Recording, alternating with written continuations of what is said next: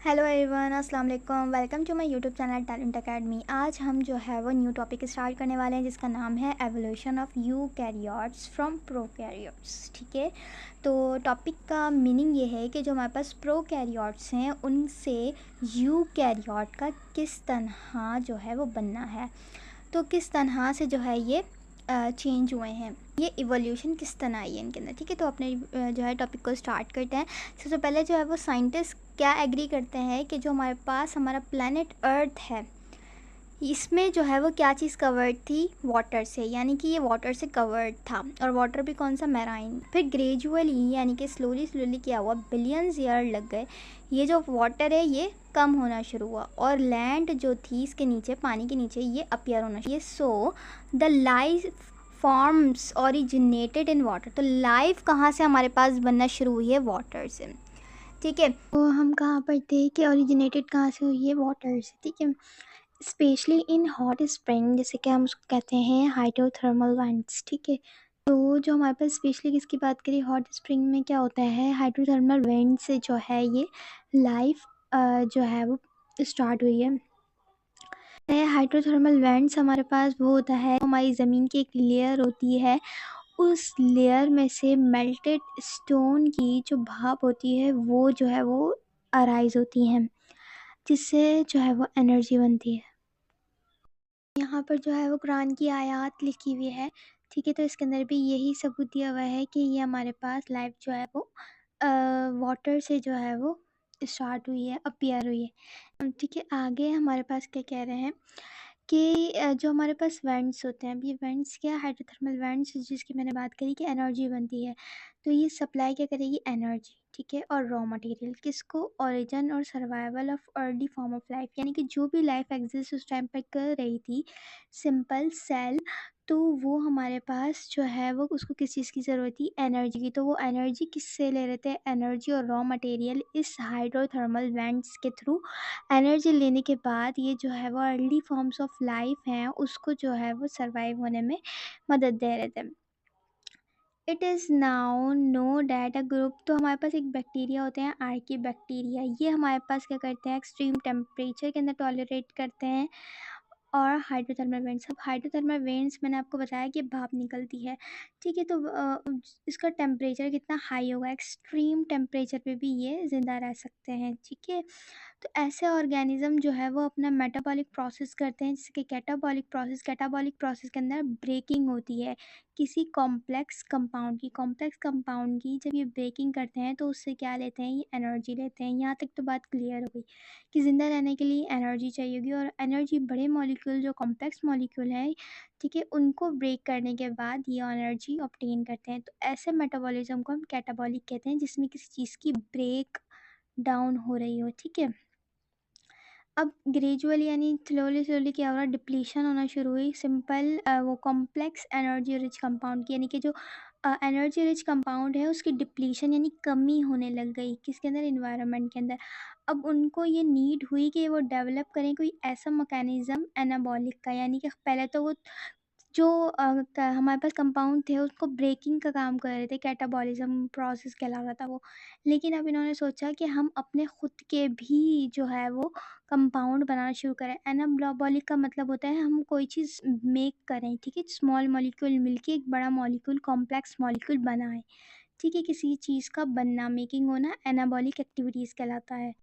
इन organism ने जो है वो सोचा कि ये जो है वो अपने एनाबॉलिक प्रोसेस करें। ठीक है, ये चीज़ समझ आ गई, आगे चलते हैं। तो क्या हुआ कि इवॉल्विंग बैक्टीरिया जो थे उन्होंने न्यू वेज तैयार किए एनर्जी को हासिल करने के लिए और ज़िंदा रहें ताकि। ठीक है, तो इसके बाद क्या हुआ, existence different way respiration mechanism आए। ठीक है, अपनी एग्जिस्टिंग डाइवर्सिटी जो थी उसको क्या कर दिया, इंक्रीज़ कर दिया। न्यूट्रिशन के जो मेथड थे, एनर्जी हासिल करने के जो मेथड थे उनको चेंज किया। पहले हीटरोट्रॉफ्स थे, फिर उसको चेंज कर दिया ऑटोट्रॉफ्स में। हीटरोट्रॉफ्स में क्या होता है, जो पहले से जो किसी और कंपाउंड पे जो है डिपेंडेंट करते हैं, डिपेंड होते हैं, लेकिन फिर उन्होंने अपने आप को ऑटोट्रॉफिक्स बना लिया, यानी कि वो खुद पर ही डिपेंड करेंगे, यानी कि वो अपना खाना जो है वो, अपना जो न्यूट्रिशन है वो खुद बनाएंगे। खुद बनाने को हम क्या कहते हैं, एनाबॉलिक प्रोसेस। ठीक है, आई होप समझ आ रहा होगा। अब इनिशियली क्या हुआ, जो ऑटोट्रॉफ्स हैं वो डिपेंड करते थे इनऑर्गेनिक सब्सटेंस। अगर वो खुद ऑटोट्रॉफ्स भी हैं, अगर उन्हें खुद भी जो है वो खाना बनाना है एनाबॉलिक प्रोसेस के थ्रू, तो उनको ज़ाहिर सी बात है किसी ना किसी रॉ मटेरियल की ज़रूरत तो पड़ेगी ना। तो रॉ मटेरियल हमारे पास क्या होगा, सिंपल इनऑर्गेनिक सब्सटेंसेस होंगे। ठीक है, तो वो हमारे पास इनको कहाँ से मिला करते थे, इन बैक्टीरिया से। सल्फ़र और आयरन कंटेनिंग बैक्टीरिया हुआ करते थे। तो इस सल्फ़र और आयरन कंटेनिंग बैक्टीरिया का जो वेस्ट प्रोडक्ट हुआ करता था वो ये सल्फ़र और आयरन हुआ करते थे। और इन सल्फ़र और आयरन को यूटिलाइज़ करते थे एनर्जी बनाने के लिए कौन लोग, ये बैक्टीरिया, जो जो है वो ऑटोट्रॉफ्स बन गए थे। ठीक है, अब ऑटोट्रॉफ्स तो बन गए, लेकिन इनको रॉ मटेरियल कहाँ से मिलेगा, तो रॉ मटेरियल इन सल्फ़र और आयरन कंटेनिंग बैक्टीरिया से जो है रॉ मटेरियल मिल जाएगा। और सल्फ़र जो है हमारे पास और आयरन जो है वो एज अ यूज़ करेंगे इनऑर्गेनिक सब्सटेंसेस के तौर पे। ठीक है, आई होप आपको क्लियर हो गया होगा। और एक और बात कि जो बैक्टीरिया इन सल्फ़र और आयरन इनऑर्गेनिक सब्सटेंसेस जो हैं इन पर डिपेंड करते हैं अपना खाने को बनाने के लिए, ऑटोट्रॉफिकली जब वो अपना फूड बनाएंगे और उनको सल्फ़र और आयरन की ज़रूरत होगी, तो ये हमारे पास जो सिंथेसिस का प्रोसेस होगा इसको हम कहते हैं कीमोसिंथेसिस। ठीक है, ये केमिकल्स यानी कि किसी केमिकल कंपाउंड्स के थ्रू जो है अपना सिंथेसिस करना फूड को। ठीक है, अब आगे चलते हैं। अब अमाउंट ऑफ एनर्जी जो था वो वेरी स्मॉल था, लेकिन जो रिक्वायरमेंट्स थी इनकी वो बहुत ज़्यादा थी। ठीक है, तो उन्होंने सोचा कि अब जो है कोई एक मोर इफ़िशिएंट जो है वो वे ढूंढा जाए, जैसे कि हमारे पास फोटोसिंथेसिस। ठीक है, तो अब फोटोसिंथेसिस को जो है वो उन्होंने स्टार्ट कर दिया। अब ग्रेजुअली एक्यूमुलेशन, अब जैसे ही फोटोसिंथेसिस होती है तो उसका जो वेस्ट प्रोडक्ट हमें मिलता है, ठीक है, जो हमारे लिए यूज़फुल होता है ह्यूमन बींग्स के अंदर, ऑक्सीजन। ठीक है, ये हमारे लिए बेसिक जो है वो ऑक्सीजन हमारा बेसिक जो है एलिमेंट है ज़िंदा रहने के लिए। ठीक है, तो इस ऑक्सीजन की जो है वो एक्यूमुलेशन होना शुरू हुई। एक्यूमुलेशन का मतलब होता है कि ऑक्सीजन जो है वो ज़्यादा तादाद में हो गई। ज़ाहिर सी बात है, जब फोटोसिंथेसिस करेंगे अपना तो वो फूड बना रहे हैं। ठीक है, फोटोसिंथेसिस के थ्रू, लेकिन उनका जो वेस्ट प्रोडक्ट है वो ऑक्सीजन है, वो इन्वायरमेंट में एक्यूमुलेट होना शुरू हो गया, बहुत ज़्यादा हो गया। तो फिर बाद में क्या हुआ, ऐसे ऑर्गेनिज़्म जो है वो आना शुरू हुए जो इस ऑक्सीजन को जो है वो कंज्यूम करें। ठीक है, आ गई बात समझ में कि हम बिलीव करते हैं कि जो हमारे पास प्रोकैरियोट हैं वो अराइजन, मतलब कि वो यूकैरियोट में चेंज होना। ठीक है, तो प्रोकैरियोट यूकैरियोट में जब चेंज हुआ तो उसके दरमियान का जो वफ़ा था वो हमारे पास था 1.5 बिलियन ईयर्स अगो। ठीक है, इस हिसाब से हमारे पास कुछ इस तरह से कैलकुलेट करते हैं, प्रोकैरियोट है उनके दरमियान जो है वो 2 बिलियन ईयर्स अगो का जो है वो वफ़ा आ गया, और जो यूकैरियोट है वो जो है 3.5 ईयर्स अगो। ठीक है, तो इसके दरमियान का जो हमें नेट रिजल्ट देखने को मिला वो हमारे पास कितना है, 1.5 बिलियन ईयर्स अगो। ठीक है, आगे फॉलोइंग जो है वो टू हाइपोथेसिस दिए हुए हैं regarding to evolution of the eukaryote. तो यूकैरियोट सेल कहाँ से इवॉल्व हुए हैं, इसकी बेस पर दो जो है वो थ्योरियाँ या फिर हाइपोथेसिस जो है वो दी गई हैं। मेम्ब्रेन इन्वेजिनेशन थ्योरी हमारे पास क्या कहती है, ये कहती है कि जो हमारे पास सेल मेम्ब्रेन होती है किसकी, प्रोकैरियोट। जाहिर सी बात है, कोई प्रो सेल होता है उसके अराउंड एक सेल मेम्ब्रेन होती है। तो उस सेल मेम्ब्रेन क्या हुई, इन्वेजिनेट होना शुरू हुई, यानी कि अंदर की तरफ इन्वेजिनेट होना शुरू हुई। और इन्वेजिनेट होने के बाद, जैसे कि यहाँ पर प्रोकैरियोट में ऐसे ही जेनेटिक मटेरियल पड़ा हुआ होता है, तो ये इन्वेजिनेट होते होते इन्वेजिनेट इतनी हुई, फिर नेक्स्ट स्टेप में इतनी हो गई, फिर ये पूरी इन्वेजिनेट होकर इस पे कवर कर लिया।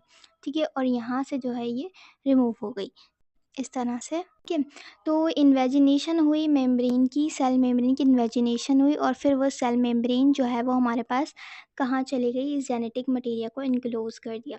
तो ये जो है वो हमारे पास मेम्ब्रेन इन्वेजिनेशन थ्योरी कहलाती है। इसके अंदर क्या लिखा, डेवलप द ट्रू न्यूक्लियस। तो फिर हमारे पास जब जेनेटिक मटेरियल को हमारे पास जब कोई जो है वो मेम्ब्रेन कवर कर लेगी तो वो हमारे पास ट्रू न्यूक्लियस कहलाता है।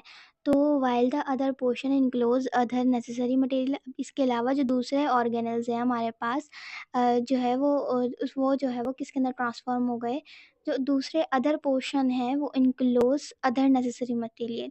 ठीक है, जो दूसरे पोर्शन किसके हैं, सेल मेम्ब्रेन के, उसने जो है वो दूसरे मटेरियल को जो है वो इनक्लोज करना शुरू किया, जिससे हम ये कहते हैं कि जो सेल के अंदर ऑर्गेनल्स होते हैं, जैसे कि हमारे पास एंडोप्लाज्मिक रेटिकुलम है, माइटोकॉन्ड्रिया है।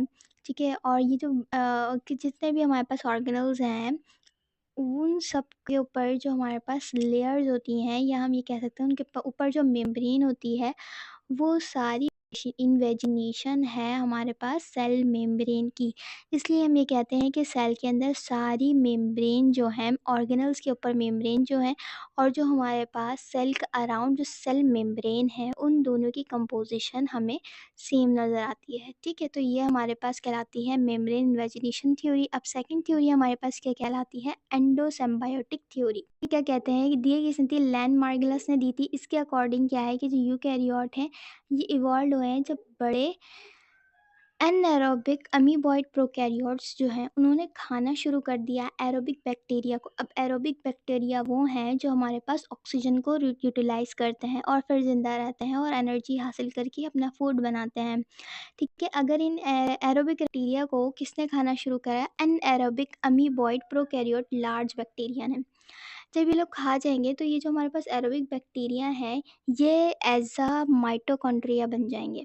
ठीक है, और फिर इन एरोबिक बैक्टीरिया जो है, इन्होंने एनएरोबिक बैक्टीरिया ने एरोबिक बैक्टीरिया को जब खा लिया, ठीक है, एनएरोबिक बैक्टीरिया ने एरोबिक बैक्टीरिया को जब खा लिया, तो इन बैक्टीरिया ने इसको डाइजेस्ट नहीं किया, बल्कि उनके साथ रहना शुरू कर दिया। ठीक है, ज़िंदा रहे, उनको डाइजेस्ट नहीं किया, उनको साथ रहना शुरू कर दिया। तो इसको हम कहते हैं endosymbiotic relationship. Endo means cell के अंदर, सिम्बायोटिक मतलब एक ऐसा रिलेशन होता है जिसके अंदर दोनों को फ़ायदा होता है। जैसे कि एरोबिक बैक्टीरिया को उसने बिल्कुल डाइजेस्ट नहीं किया, वो उसी बैक्टीरिया के अंदर अपनी सर्वाइव कर रहा है, उसको शेल्टर मिल गया। ठीक है, और वो खुद उस सेल के अंदर रहकर किसको न्यूट्रिशन प्रोवाइड कर रहा है, किसको, एनएरोबिक बैक्टीरिया को। ठीक है, तो ये हमारे पास सिम्बायोटिक रिलेशनशिप कहलाता है। तो ये हमारे पास दो बैक्टीरियाज आते हैं। अब इसने, ये वाले बैक्टीरिया ने इसको जो है वो खाना शुरू किया। अब ये इसको अपने अंदर ले लेगा, अंदर लेने के बाद इसको अपने अंदर ही रखेगा, ज़िंदा रखेगा। और ये जो आपको दिख रहा है, ये किस में ट्रांसफॉर्म हो जाएगा, माइटोकॉन्ड्रिया में। ठीक है, कौन, ये aerobic bacteria. Aerobic bacteria change होता है माइटोकॉन्ड्रिया के अंदर।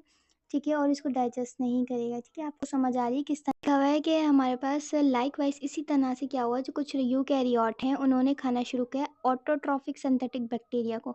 ऑटोट्रॉफिक सिंथेटिक बैक्टीरिया वो हैं जो अपना खाना खुद बनाते हैं। जब उनको खाना शुरू कर दिया तो वो किस में चेंज हो गए, हमारे पास प्लांट लाइक ऑर्गेनिज्म, यानी कि उनके पास क्या चीज़ आ गई, क्लोरोप्लास्ट आ गया, जो हमारे पास खुद खाना बनाने के लिए रिस्पॉन्सिबल होता है।